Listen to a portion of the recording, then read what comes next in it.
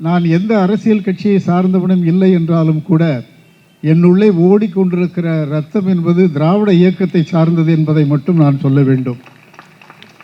நான் ஒரு கல்லூரியில் படித்து கொண்டிருந்தேன். அந்த கல்லூரி மிகவும் கண்டிப்பான கல்லூரி, அரசியலில் ஈடுபட இயலாது.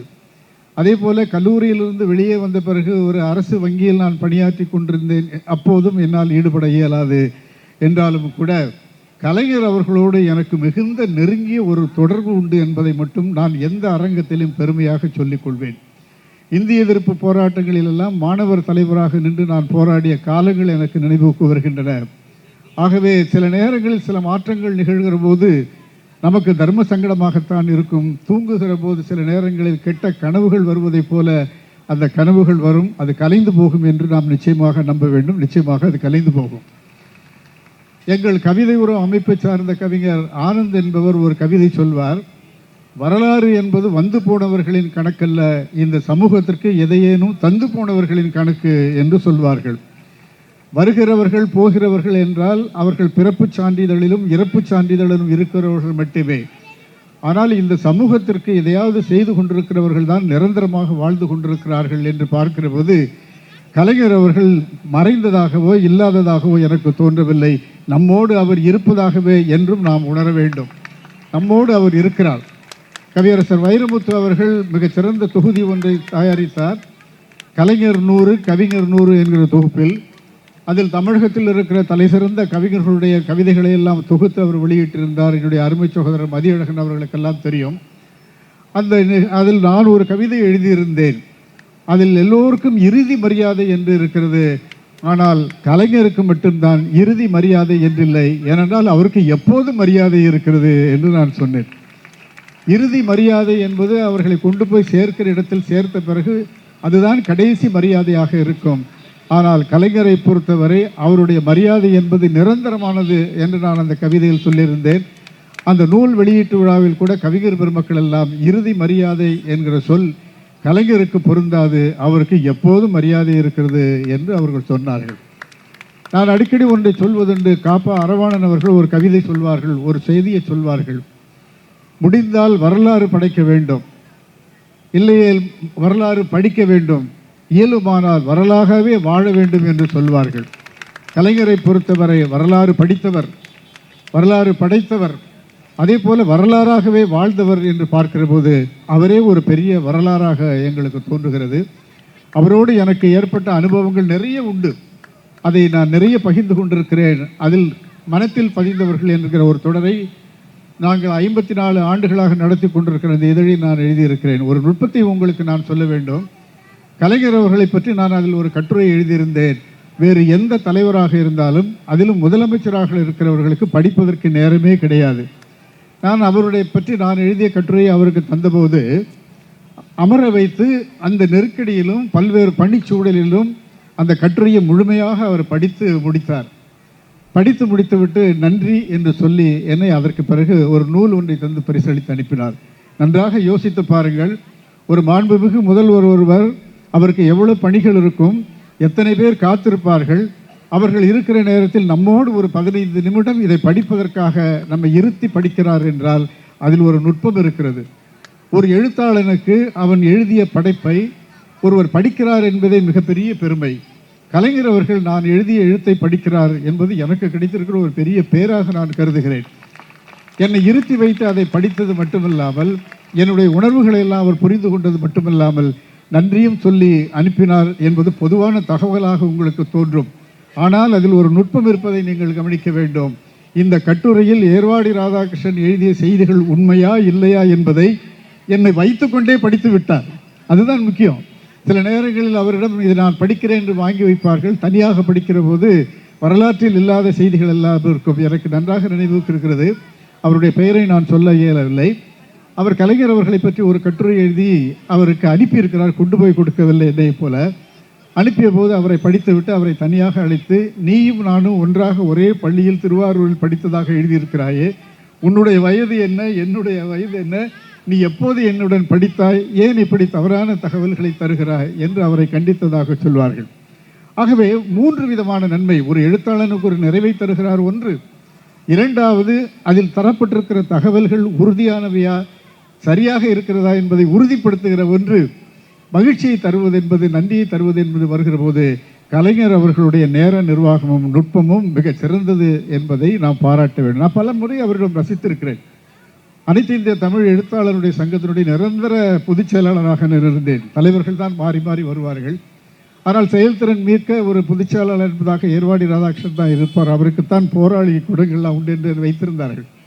ஒருமுறை கலைஞர் அவர்களை ஒரு நிகழ்ச்சியில் அழைத்து நாங்கள் பேச வைத்தோம். கலைஞர் அவர்கள் வந்திருந்தார்கள். மிகப்பெரிய கூட்டம். பொதுவாக அவர் வந்தது எல்லோருக்கும் மகிழ்ச்சியாகவும் நிறைவாகவும் ஆச்சரியமாகவும் இருந்தது. அவர் அந்த நிகழ்ச்சியில் அமர்ந்திருக்கிறார். வரவேற்புரையில் நான் பேசுகிற போது சொன்னேன், கலைஞர் அவர்கள் இந்த நிகழ்ச்சியில் வந்து கலந்து கொண்டது எழுத்தாளர் சமுதாயத்தை மதிக்கிறார் என்பதுமல்ல, அவரும் ஒரு எழுத்தாளராக இருப்பதனால்தான் எங்களை மதித்து வரவழைத்திருக்கிறார் என்று சொன்னதோடு நான் நிறுத்தியிருக்கலாம். குழந்தைத்தனமாக நான் ஒன்றை சொன்னேன். என்ன சொன்னேன் என்றால், கலைஞர் அவர்கள் எங்களுக்கு எதற்கு பயன்பட்டிருக்கிறீர்களோ தெரியாது, இப்படி எழுத்தாளர்கள் கூட்டத்தை சேர்ப்பதற்கு பயன்படுத்தியிருக்கிறீர்கள் என்று சொல்லிவிட்டேன். இது ஒரு சிறுபு தள்ளுப்பிள்ளைத்தனமான ஒரு பேச்சுதான் என்றாலும் கூட கலைஞர் அவர்கள் ஏற்புரையின் போது, இது ஏர்வாடி ராதாகிருஷ்ணனும் நானும் சேர்ந்து நடத்துகிற ஒரு சிறு நாடகம் இதான் பாருங்க. அது சரியோ தவறோ எனக்கு தெரியாது. ஆனால் ஏர்வாடி ராதாகிருஷ்ணனும் நானும் சேர்ந்து நடத்துகிற ஒரு நாடகம் என்று சொன்னதோடு மட்டுமல்லாமல் என்னிடமிருந்து ஏதோ வேண்டும் என்று அவர் விரும்புகிறார். எதை விரும்புவார்? அவர் வேறு எதை என்னிடம் கேட்கப் போகிறார்? எழுத்தாளர்களுடைய நூல்களை 600 படிகள் நூலகத்திற்கு வாங்கி கொண்டிருக்கிறோம், அதை அதிகரிக்க வேண்டும் என்று அவர் கேட்காமல் கேட்பதற்காகத்தான் இப்படி சொல்லியிருக்கிறார் என்று சொல்லி 600 படிகள் வாங்கி கொண்டிருக்கிற புத்தகங்களை இனி 1000 புத்தகங்களாக வாங்குவதற்கு நான் இங்கேயே ஆணை பிறப்பிக்கிறேன் என்று சொன்னார். பொதுவாக எந்த அமைச்சராக இருந்தாலும், மாண்புமிகு முதலமைச்சர்களாக இருந்தாலும், நான் தலைமைச் செயலகத்திற்கு சென்று அதிகாரிகளோடு கலந்து கொண்டு நிதி நிலைமையை பார்த்து உங்களுக்கு நான் ஏற்பாடு செய்கிறேன் என்று சொல்லிவிட்டு போவார்களே தவிர, காமராஜருக்கு பிறகு, கர்ம வீரர் காமராஜருக்கு பிறகு மேடையிலேயே ஒரு உத்தரவை பிறப்பிக்கிறார் அரசு அதிகாரிகளுடைய அனுமதி இல்லாமலேயே என்று பார்க்கிற போது அந்த முடிவெடுக்கிற திண்மை என்பது அவரிடம் மட்டும்தான் இருக்கிறது. அதே போல நிறைய நிகழ்ச்சிகளை சொல்லிக் கொண்டிருக்கிறார். அன்பிற்குரிய என்னுடைய வேழவேந்தன் ஐயா அவர்கள் மாண்புமிகு அமைச்சராக, தொழிலாளர் துறை அமைச்சராக இருந்தார். அவர் எழுத்தாளராக, கவிஞராக இருந்தார் என்பதே அண்ணா அமைச்சரவையில் கிடைத்த ஒரு பெரிய பெருமை. முதல் கவிஞர், எழுத்தாளர் திராவிட முன்னேற்ற கழகத்தினுடைய ஆட்சியில்தான் அமைச்சராக அமர்த்தப்பட்டார் என்பதற்கு அவர்தான் அதற்கு முன்பு தொழிலதிபர்கள் எல்லாம் இருந்திருக்கிறார்கள். தொழிலதிபர்கள் இருந்திருக்கிறார்கள், வணிகர்கள் இருந்திருக்கிறார்கள், பல்வேறு துறை சார்ந்தவர்கள் இருக்கிறார்கள். முதலாக ஒரு கவிஞரை ஆட்சியில் அமைச்சராக வைத்து பார்த்த ஒரே கட்சி திராவிட முன்னேற்ற கழகம் என்பதற்காக எழுத்தாளர் சமுதாயமே ஒட்டுமொத்தமாக அவர் மீது ஒரு அளப்பரிய மரியாதையை நாங்கள் வைத்திருக்கிறோம். அந்த வகையில் பார்க்கிற போது மிகப்பெரிய போராளி மட்டுமல்ல, அவரை சார்ந்தவர்களை மிகச் சிறந்த போராளிகளாக வைத்திருக்கிறார்கள் என்று புலப்படுத்துகிறது. அந்த கூட்டத்தை நான் தான் தொகுத்து வழங்கினேன். ஒரு வரி சொன்னேன், எல்லோருக்கும் ஒரு குவளை இருந்தால்தான் கவிதை வரும், எல்லோருக்கும் ஒரு குவளை இருந்தால்தான் கவிதை வரும், எங்களுக்கெல்லாம் திருக்குவளை இருந்தாலே கவிதை வரும் என்று நான் சொன்னேன். அதை தனியாக அவர் என்னை அழைத்து பாராட்டினார். இப்படி நிறைய பாராட்டியதோடு அந்த கூட்டத்தில் ஒரு பெரிய சிறப்பு, அந்த கூட்டத்தில் தென்கட்சி சுவாமிநாதன் அவர்களும் கலந்து கொண்டார்கள், நானும் கலந்து கொண்டேன். அவர் பேசுகிற போது, கலைஞர் பேசுகிற போது ஏற்புரையில் சொன்னார், எங்களை பற்றிய ஒரு 5 நிமிடம் பேசினார். அவர் ஏற்புரை நிகழ்த்துகிற போது சொன்னார், கலைமாமணி ஏர்வாடி ராதாகிருஷ்ணன் அவர்களும் தென்கட்சி சுவாமிநாதன் அவர்களும் நடுவண் அரசு பணியில் இருக்கிறார்கள், பெரிய அதிகாரிகளாக இருக்கிறார்கள், அவர்கள் அரசியல் கட்சிகளில் சேருவதற்கு வாய்ப்பில்லை என்றாலும் அவர்கள் ஓய்வு பெற்ற பிறகு திராவிட இயக்கத்தில் அவர்கள் வந்து இணைந்து கொள்ள வேண்டும், திராவிட முன்னேற்ற கழகத்தில் நீங்கள் வந்து இருக்க வேண்டும் என்று எங்களை வரவேற்ற போது அந்த அரங்கமே ஒரு பெரிய கரவொலி எழுப்பி எங்களை வாழ்த்தியது. ஆனாலும் கூட நாங்கள் வெளியில் இருந்து தான் அவருக்கு ஆதரவை தந்து கொண்டிருக்கிறோம். ஏனென்றால் உங்களிடம் எதிர்பார்ப்பு அதிகமில்லை, ஆனால் நாங்கள் எதிர்பார்ப்பதெல்லாம் மீண்டும் மீண்டும் திராவிட முன்னேற்ற கழகம் தான் ஆட்சிக்கு வர வேண்டும் என்று நாங்கள் எதிர்பார்க்கிறோம். அதுதான் ஆர்மை. நடந்திருப்பது ஒரு பெரிய அதிர்ச்சியாக இருக்கிறது. ஆனால் என்னை பொறுத்த ஒரு கனவாக நான் பார்க்கிறேன். இது மாறும் என்கிற சூழல் இருக்கிறது. அண்ணா நகரிலிருந்து நான் வருகிற போது பார்த்தேன், இந்த கொளத்தூர் தொகுதியை ஒரு சொர்க்க பூமியாகவே மாற்றியிருக்கிறார் ஐயா அவர்கள். இந்த சொர்க்க பூமியாக மாற்றியவருக்கு நாம் கொடுத்திருக்கிற ஒரு பரிசு இதுதான் என்றால் அந்த பரிசு கேவலமாக இருக்கிறது. அவரை உச்சத்தில் வைத்து நாம் பார்க்க வேண்டும். நான் ஒரு மகிழ்ச்சியான செய்தி ஒன்றை சொல்ல வேண்டும். கலைஞர் ஆட்சியில் இருக்கிற காலத்தில் தான் திருவள்ளுவருக்காக ஒரு சிலை திறந்தார்கள், 2000 திறந்தார்கள். 2025 அதனுடைய சில்வர் ஜூபிலி என்று சொல்லப்படுகிற வெள்ளி விழா கொண்டாட்டம். கவிதை உறவை சார்ந்த ஒரு 160 கவிஞர்கள், நானும் மதியழகன் அவர்களும் சேர்ந்து ஒரு மிக பிரம்மாண்டமான எனக்கு பிடித்த திருக்குறள் என்கிற நூலை தயாரித்தோம். அதை மாண்புமிகு முதல்வர் ஸ்டாலின் அவர்களிடம் கொண்டு போய் கொடுத்தோம். அவர் மிகுந்த மகிழ்ச்சி அடைத்தார். எல்லோரும் மறந்து போயிருக்கிற சூழ்நிலையில் நீங்கள் இதை நினைவு வைத்துக் கொண்டு வெளியிட்டிருக்கிறீர்கள் என்று சொன்னதோடு ஒரு மிகப்பெரிய ஒரு வாழ்த்து கடிதத்தையும் அவரும் மாண்புமிகு அமைச்சர் மா சுப்பிரமணியம் அவர்களும் தந்தார்கள். அந்த நூலை மிக அண்மையில் நாங்கள் வெளியிட அல்ல, அதை நண்பர்களுக்கு அறிமுகம் செய்கிற ஒரு விழாவை ஏற்பாடு செய்ய இருக்கிறோம். மேடையில் அமர்ந்திருக்கிற பெருமக்கள் எல்லாம் அந்த நிகழ்ச்சியில் வந்து கலந்து கொள்ள வேண்டும். அண்ணன் சேகர் பாபு அவர்கள் நிச்சயமாக இருப்பார். பிரசன்னா அவர்களிடமும் நான் இப்போது கேட்டுக்கொண்டேன், வருவதாக வாக்களித்தார். பின்ன என்னுடைய நிகழ்ச்சிகள் எதுவாக இருந்தாலும் நக்கீரன் கோபால் அவர்கள் கண்டிப்பாக இருப்பார். எங்களுடைய நட்பு என்பது ஏறத்தாழ ஒரு 20-30 ஆண்டுகள் இருக்கும். அவ்வளோ பெரிய நட்பு, நீண்ட கால ஒரு நட்பு. இப்போது புதிதாக என்னுடைய அன்பு சகோதரி பிரியா அவர்களுக்கும் இந்த வேண்டுகோளை வைக்கிறேன். நீங்களும் அந்த நிகழ்ச்சியில் வந்து கலந்து கொள்ள வேண்டும் என்பதாக கேட்டுக்கொண்டு, கலைஞரை பற்றி நிறைய பேசலாம். அவரை பற்றி பேசுவதற்கு ஏராளமான செய்திகள் இருக்கின்றன. அவற்றையெல்லாம் பேசுவதாக இருந்தால் எனக்கு பிறகு இருக்கிறவர்களுடைய குழிவை நீங்கள் கேட்பதற்கு நான் இடைஞ்சலாக இருக்கக்கூடிய என்பதாக 1-2 மட்டும் நான் சொல்ல ஆசைப்படுகிறேன். திருவாரூர் ஆழித்தேர் உங்களுக்கு தெரியும். அது கெட்டு போய் அது சரியாக இயங்காமல் இருந்தபோது ஒரு நவீன அடிப்படையில் அதை புதுப்பித்த ஒரு பெருமை, முதற் பெருமை கலைஞர் அவர்களுக்கு உண்டு. அதே போல அண்ணா மேம்பாலம் வந்த பிறகு அந்த இடத்தில் எவ்வளவு நெரிசல் இருந்தது, அது எப்படி விலகிற்று என்பதை நாம் பார்த்தோம். மேம்பாலத்தில் முதல் முயற்சி அண்ணா மேம்பாலம் என்று பார்க்கிற போது அது ஒரு பெரிய சாதனை. அதே போல கத்திபாரா, நெல்லையில் ஈரடுக்கு பாலம் ஒன்று இருக்கிறது. நான் நெல்லையை சார்ந்தவன், நெல்லை ஏர்வாடி தான் நான். அங்கே ஒரு சிறிய அகலம் குறைவான ஒரு சாலை, போக்குவரத்து நெரிசல் எப்போதும் நிகழ்ந்து கொண்டிருக்கும். இடையில் தென்காசியிலிருந்து வருகிற ரயில் வருகிற போது அந்த வழியாக செல்வதற்கு வாய்ப்பு இருக்காது.